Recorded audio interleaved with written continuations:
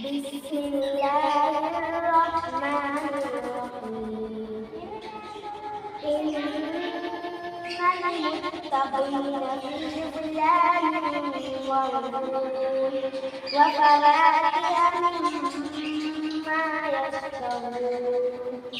كلوا واشربوا هنيئا بما كنتم تعملون إنا كذلك نجزي المحسنين ويل يومئذ للمكذبين كلوا وتمتعوا قليلا إنكم مجرمون ويل يومئذ للمكذبين